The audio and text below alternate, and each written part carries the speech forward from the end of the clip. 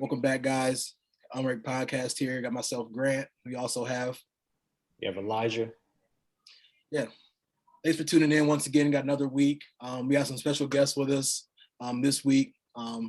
So some of you guys, some of our followers may have heard about Siege Sports. So we have Devin Hadley, James Roth, and Travis Harris here joining us today to talk to us a little bit about Siege Sports and how that came to be. So kind of kick things off. We'll have you do is ask you guys a couple different questions, how it came to be, how it started, because I'm kind of curious myself. I never really understood, what made you guys want to do it. But just kind of talk to us about the story about how it happened, how it started off. Yeah, so, we have a group chat, had it for 5-10 years, whatever. We've been betting on sports before it was legal here in the U.S., offshore sites and all that, since we were 16, 17 years old, all through college. So, we would have a group chat of, what games we like, what picks we like here and there. And we just decided, hey, you know what, we're pretty good at this. We're making some money. And, why not try to start a sports handicapping business? So we just came up with the name Siege Sports Picks. What we do is, people will pay us. We have different package levels, weekly, monthly, or yearly. They pay us to do research on these games and, to send them picks, hopefully winners.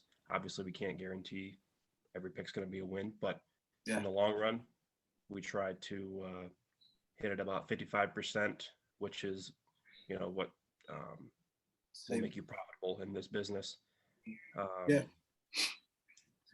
What we try to find the value each and every day. We specialize in college football and college basketball, but we also offer NFL, PGA, golf, and Major League Baseball picks as well. Okay. But we just kind of started, from our group chat. We kind of did this every weekend. Yeah. Every Saturday morning, and so why not take it to the next level, right? Exactly. Okay.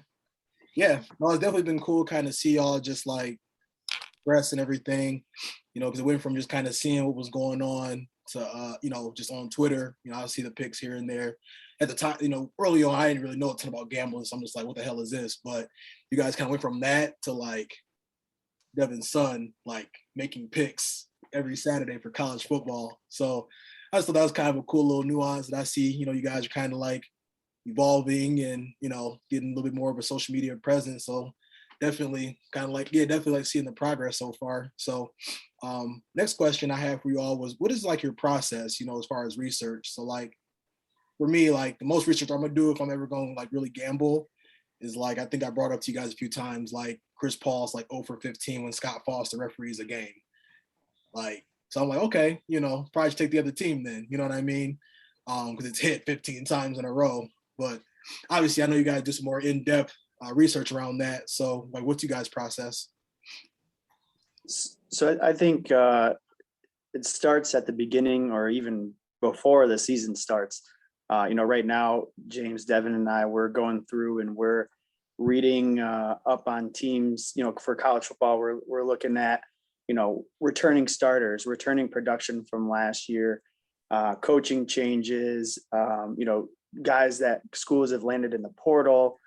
We're looking for scheme changes, different kind of things like that to kind of give us an idea of where to start, week one. So, we're looking for teams that are, bringing back 80 to 85% of their production from last year, matched up against guys, teams who are bringing back maybe 50 or 60%, and just trying to find the value in there, doing as much research as we can on, depth charts, any preseason injuries, that sort of thing.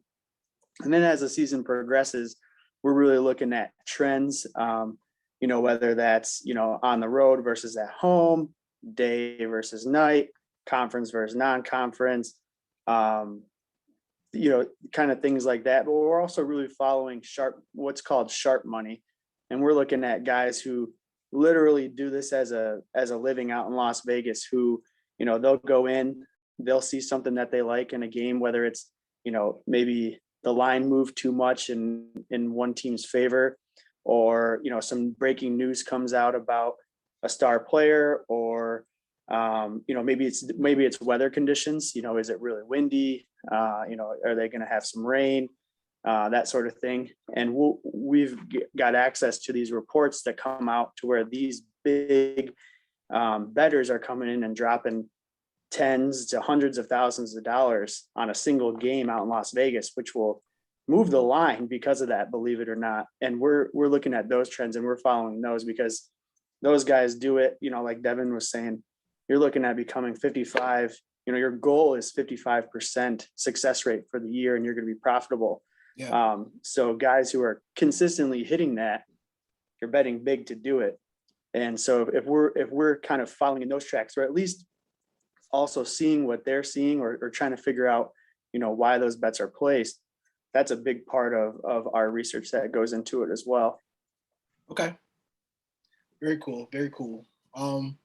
So I guess it's kind of, you guys mentioned earlier on that you are, obviously you reach out, have people reach out to you that might buy picks from you all. So just kind of share, what that process is. So say if I were to reach out, for like a, daily card, few picks on like a Saturday, college football, whatever that kind of looks like what does that process kind of look like for me? Like kind of take me through that process. Yeah. So we operate strictly on Twitter and usually through DMs.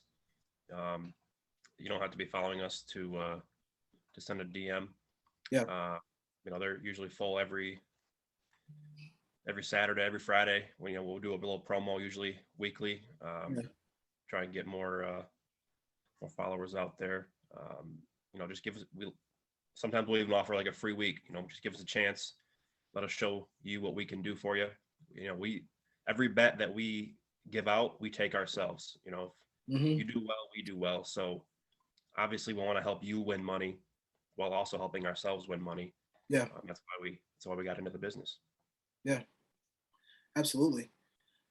How about just, all the sportsbook apps started coming out, I think for Michigan, but early to mid-January, kind of right in the middle of the playoffs. How has that, kind of changed you all's business? Like, how's it helped it in the last few months? Well, leading into college football season, we're already, one of the things that we preach is you need to find the best price that you can find. And by that, I mean the best line that the number you can find. So like, for example, right now we're seeing like on some of these books out, they can differ by a point or two. Like some of them are lagging behind the others really. And it's just it's surprising really. I didn't really anticipate to see that, but, yeah, you'll have a book out there that's like 1 or 2 points behind all the other ones, and you're just like, oh well. So you want to take whatever number, like if you're on the favorite side, and that's going to move that way, you want to jump on that as quick as you can before that number gets too big that you don't think they're going to cover. So that, and obviously your odds, you want to find the best odds you can. There's going to be, which that's really, if it's on the same number, these books really aren't going to vary that big on that normally. So. Really got to keep an eye out for that. So yeah, no, that's huge because I mean, if you see, one team is favored by like 5.5 points, another team is favored by 4.5 points. I mean, it could literally be 1 point whether you make money or you don't make money or you don't make money. So it definitely is important that side of things. It does come in doing research. So especially college football where you want to keep out for the key numbers, 3, 7, 10, 14s, those numbers, those are usually, if you can stay on one side or the other from that's can definitely obviously work in your favor. So that's real interesting. I didn't know that. Okay. Yeah. Okay. So you guys shift gears here a little bit. I think it sounds like you guys, college football is kind of like you say bread and butter overall. So we probably do the best stats. We'll kind of just switch gears and it's kind of want to bring Elijah into this. So what we wanted to kind of talk about was a little bit about college football. As far as one of the bigger topics regarding college football was NIL, so name, image, and likeness. Obviously, people know that players are now allowed to make money off of their name, get sponsors, things along those lines. So, Elijah, how do you think that? What do you think that impact will be, on the college football season going forward? Yeah, I think you're already beginning to see some of the larger deals come out and certain players, sign or ink bigger deals. So I think maybe just in the short term, you're going to see.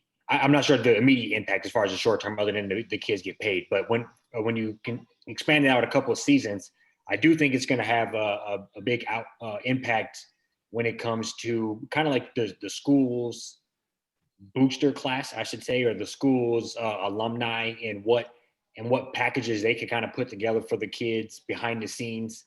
I kind of think that's gonna become one of those type of games. And obviously, players themselves could go out and find deals outside of that. But I do think there's going to be certain kind of, hey, if you come to this school, X, Y, and Z companies are going to have a certain interest in you automatically. So right. I think we're going to begin to see those partnerships. So that's kind of how I see it playing out long term. Yeah. Okay. Yeah. What do you guys, James, Devin, and Travis? What are y'all's thoughts just on what that landscape will kind of look like now? I mean, they're saying there's fears that kids might get in trouble and be missing practice to go do shoots at the nearby dealership, or just kind of get it too big of a head and think they're more than the team. And I personally feel like it'll be the opposite in a sense. I feel like, God, kids will be able to just make money, and, a lot of kids are playing college ball, for the name on the front, but I think it'll just be more motivating, help these players, essentially play at a higher level, because they'll be able to, profit off of their performance essentially. So what do you guys think? I guess my take on it is I think it actually ended up being, good for the game. I mean, it's not really going to necessarily impact, I don't think it's going to impact the big schools that get in their recruits, because the best recruits are already going to go to those schools. But I think what it could impact is kind of luring some of those big recruits to other schools, because, you get like your Alabamas, your Clemsons, like if they're starting, they're some of those guys are already, locked in some of those deals. Maybe that deal isn't going to be as good for you coming in. So, you see another school that's, maybe in that same conference, or maybe it's even a mid-major or something, you see, they have a deal for you that, you can get just as much money as a starter would, and you're not, you're a freshman coming in, not guaranteed a spot. Maybe that could lure you, and you're obviously like a 4 or 5 star recruit. You think, I'm going to come in there and I will be a starter so I can get, even more money. And then, so I think that could benefit some of the smaller schools. So I think it's really just how they play it. Really, they just have to play their cards right, Yeah. No, 100%. I mean, I think instead of seeing Bama just 4 years in a row, 5 years in a row, just winning it all. I mean, I think this will kind of level the playing field a little bit. I think a couple different schools might be able to sneak in there that we didn't really think would be in the mix in the playoff, or whatever it looks like. Making it a bigger bowl games because of their being able to draw kids in for more than just cool uniforms and a nice campus and nice weight room. They'll literally be able to offer stuff that's going to help that player make money. So, Devin, Travis, what do you guys think on that? I think it impacts it even more so in college basketball, right? Because there's so many more teams and so many more smaller schools that you got. Again, as a team like Grand Canyon going to come in and win the NCAA tournament? No, but is it going to make it a little more competitive as far as recruiting go? Absolutely. And are these kids going to have a better opportunity to make some money? If you go play basketball at Grand Canyon University, you're not doing it because you're going to go to the NBA, right? You're doing it because you love the game of basketball, and you're going to get an education out of it. And now you can put a little money in your pocket to kind of jumpstart you. Maybe not have so much, maybe be able to get a down payment on a house, or, whatever the case may be. So I mean, I think it's great. And I think in college basketball, it's going to be huge. Yeah. I just want to say, out of all schools, you named off Grand Canyon. Grant, I've been up. I watched a lot of Grand Canyon University basketball games, betting on them the last couple of years, and not a bad place. I believe it. I've seen your basement. You got like what 4 or 5 TVs down there, all just Couple. ESPN 1, 2, ESPN the Ocho. You got all the Yeah. games put on Saturdays. So Yep. It's a big Antelopes guy. Go Antelopes. yeah. But no, one thing I was gonna say too is like it's gonna be kind of interesting to see like, you know, I want just naming off a couple like college basketball players that were just like legends in college but couldn't make it to the next level. I don't know, so maybe like one guy that kind of comes to mind is like a Scotty Reynolds from Villanova. You know, was just like a stud. You know, like Jimmer Fredette, like stud in college, like but just couldn't, you know, game didn't transit to the next level. You know, there's opportunity for guys to just kind of like be like college like legends, just make a couple mil. In Johnny Manziel would have been perfect. Yeah, like make a few years and, you know, make a few mil in a few years. So like, what do y'all think? Like, you know, thinking back to all the players we kind of grew up watching, football or basketball, like, who do you think would have really cashed out, like really, really made some good change, like back in the day? Number one, Johnny Manziel, I think. Yeah. I would say Reggie Bush, but he kind of already did cash out. So Yeah. I But think they imagine. want, Yeah. like Yeah. Eli said, you know, about the big money schools with a lot of boosters and a lot of money, like Notre Dame, Texas, Michigan. They already get the best recruits, so it's not going to change much at all. Mhm. What I'm worried about is now the NCAA has no business being involved in college football or college basketball. They have no reason to be there. Yeah. So I think they're going to branch out. All the big schools, Power 5 schools, majority of them are going to branch out and create their own league and get no scholarships, no nothing. That they'll do whatever they want, basically, and almost professionalize it. Yeah. Even As they better. should. We all know. Yeah, go ahead, Elijah. No, I was gonna say I could see this path leading towards that. Yeah, when you consider the leagues are kind of dissolving and breaking up, and you know, kind of consolidating anyway. So when you do that as much, you're going to end up with a few leagues anyway that you could easily flip into a few TV deals, and kind of the players do their own endorsements along with the help and assistance from the schools. But I could easily see that us heading towards that path. I don't think we're too far off. Yeah, no. I think this kicked it, you know, kicked it off. You know, it is from here you could easily end up in a place like that in the, you know, in the near distant future. Mm-hmm. I wonder how that would impact teams being able to use like you wouldn't be able to have like the Michigan Wolverines, right? Because they have to be would they still be affiliated with the school? You know what I'm saying? If they're not, or is NCAA is that just going to be, you know, nothing to do with that? They could still be backed by the university and still be or are they even going to be college students at that point? I don't know. I'm just thinking out of the box here. I don't know. Right. It's a lot of questions that have to be answered, and they'll figure themselves out. I think we're okay. It'll be all like normal for the next 3, 4, 5 years, but it's coming down the road. You can see the writing on the wall.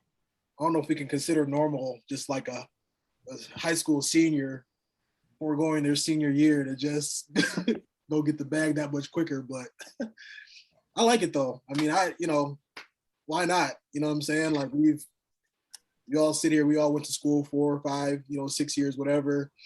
Like you can't go to school for a year and get a degree, you know. So for basketball, it's just like, what are we even doing at this point? You know, like these kids, I mean, they go out there, you know, they putting their health on the line in some situations. They might be a knee injury away from, you know, NBA dream. So it's like, I hate the NCAA, but that's actually an NBA rule that they can't modify. So, you know, it's the NCAA gets blamed for that. They're just, you know, they're benefiting from it. It's not their rule though. And then the NBA caused that issue, and then they turn around and become the savior when they say, "Oh, well, we'll let you play in the G League for less money." Yeah, they should be able to just go make the bag anyway. Right. So you know, they're getting screwed around in a couple different ways, even more than the NCAA. Yeah. Yeah, even for the G League, they have to be 18, right, for that draft, or is it the NBA draft? Isn't there a late age limit for the G League draft? Cutoff. I know for the NBA draft because Imani Bates reclassified, and he turns if you got to turn 18 by a specific month in order to be eligible for that draft, and he misses that like by like 2 months, so he wouldn't even be able to come out until 2023. Which is just kind of crazy. I'm not really sure what it is for the G League though, but I feel like it might be around like you got to be at least like 18 to participate in that as well. I think they had a guy, Kuminga, went to Golden State. He was like 18 in like 6 months or something, so he's like just like missed the deadline, which is kind of crazy. Kuminga is the cum bucket per Twitter. I will never not call him that. I saw that. Yeah, that's wild. They kind of sucks, but Yeah. Hope it works out for him though. Hope it works out. Yeah, I'm sure. You know, top 10 lottery pick. I mean, I'll go. You know, yeah. And I saw it on Twitter a couple of days back, and I was just like, wow, like who even thought of that? You know what I'm saying? Like, so, but yeah, it's another example of why Twitter is the best app on the planet. Yeah. So yeah, but yeah, no, we Devin, you kind of brought up just like, you know, what schools will have to do as far as just, you know, conference change up, things along those lines. We've already kind of seen Texas and Oklahoma just bounce. You know, they pretty much said they're done with the Big 12. Texas, Big 12 is probably done. They've lost like 4 or 6 schools now in the last like 7-8 years, something like that. They had a couple of schools come in there, you know, and obviously like replace other schools. But yeah, I mean, I think what are y'all's thoughts on just like, you know, what that'll look like for the Big Ten? And we're all, you know, Big Ten, you know, Michigan State fans. What do you guys think? You know, you think it'll be like? I'm guessing it's going to be like 20, damn near like 20 teams of conference or, you know, alliance, whatever it's going to kind of look like, and then there ain't going to be no more like, oh, let's just try to schedule Western Michigan. You know, like you're going to have to play like top talent like every week of the season in order to, you know, get that nod. At least that's what I think is going to be the, you know, the biggest like change when it comes down to all that. But yeah, what do you all think as far as like the, you know, teams start or schools starting to kind of like make moves and wanting to, you know, kind of play in different conferences? I think it's great for the college football fans. You know, like you mentioned, Grant, you're going to have, you know, if a bunch of teams come to the Big Ten and a bunch continue to go to the SEC, I mean, you're going to have, I mean, look what we got week 1 college football matchup this week to start the season, Clemson and Georgia. I mean, that's a matchup that you would see in November. And we're going to have matchups like that every week. So, and I think that's just going to continue to grow as these conferences sort of merge or dissolve or, you know, whatever you want to call it. So I think it's going to be fun for the college football fans, and it'll give us here at Siege, you know, a run for our money here to try to get all those big time games, because you got so many people betting those, and you know, it'll be interesting. Yeah, I agree. What are you all's thoughts? No, I'm personally a little, I don't want to say a little worried, but I as being a Big Ten fan in general, obviously I'm a Michigan fan, Big Ten fan. I root for the health of the conference, I should say. Yeah. And I'm a little worried. I think that Big Ten has to make some type of moves. You know, I think last time we brought in it would have been Nebraska and like, you know, I don't know, what was it, Rutgers and all of them that year. You know, obviously Nebraska didn't pan out. They were much better before they came in our conference. Yeah. I kind of think we are leaving them out there on an island, being the only school out there. If we were to potentially go get a school in Texas or another school out west, it would help them in their recruiting to say, hey, you could have another local game. But they're kind of just out there stranded. So I kind of think they're irrelevant to the health of our conference unless we get somebody else out there. I kind of think the SEC is, you know, they're throwing their weight around. And when you consider bringing in those 2 big of schools, you know, when I know that they break up all the bowl money. So when all the whoever makes the bowl games, they add up all the money in the conference, they break it up. When you add those 2 schools are going to be in the mix every year, along with every other SEC school. That's a lot of money coming in, which is going to have a bigger effect on, you know, facilities and then which ultimately have an effect on recruiting. Yeah. So I just kind of think that you have to make moves if you're the Big Ten. That's kind of my personal opinion. and I would say go out and probably get some schools in the Pac-12 or Pac-12 out west. Yeah. I would get like probably USC, UCLA, something like that, and just try to expand your imprint out west. Man, can you imagine like just Michigan traveling to USC every other year, or like Michigan State going to like Washington? Just like that's a conference game. Like that's like something that's in the calendar, like, you know, at least 2, 3, 4 years in a row. Yeah.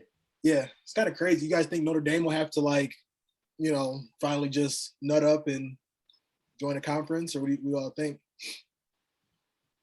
Yeah, they'll be forced to. I think so. I don't see why it wouldn't be the Big Ten, though. I know they're in the ACC right now, but the Big Ten would generate way more money. They have the most money by far out of any conference. Hope them Notre Dame. traveling too. Right. Traveling's a lot closer. And it's just something about, you know, all of this is a money grab for every conference.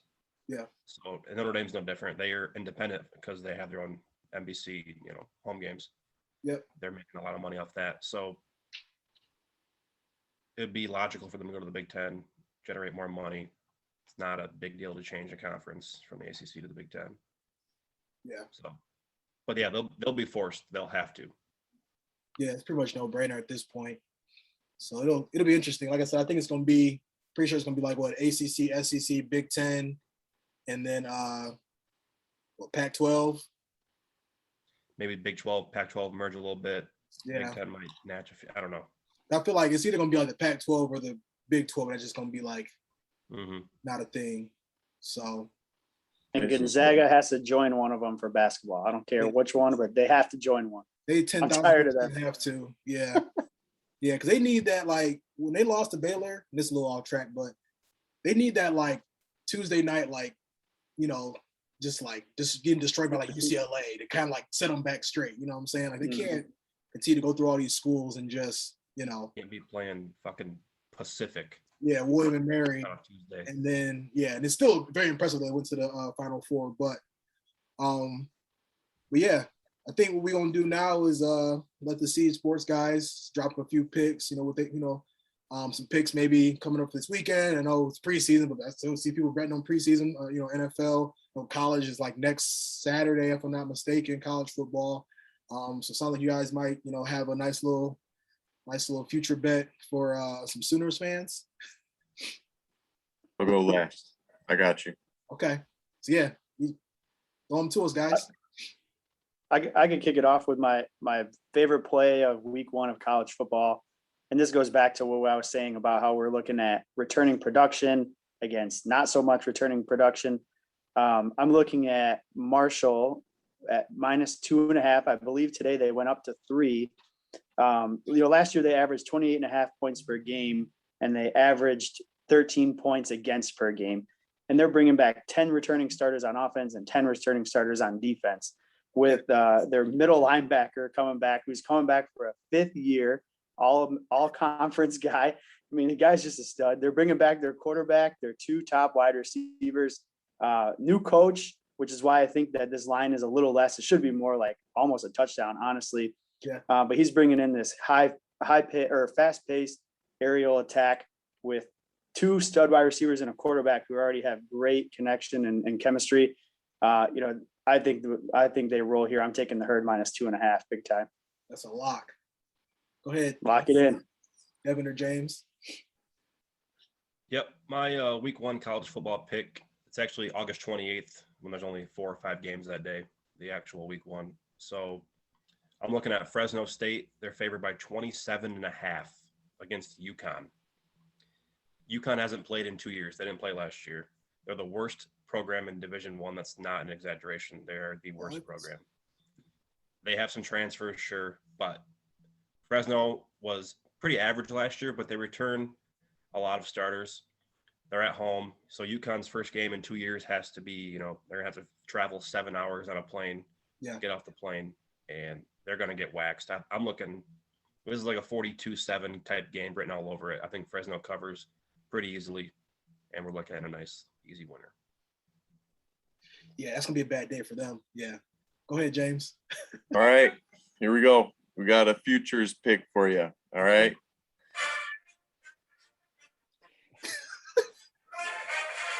Boomer Sooner.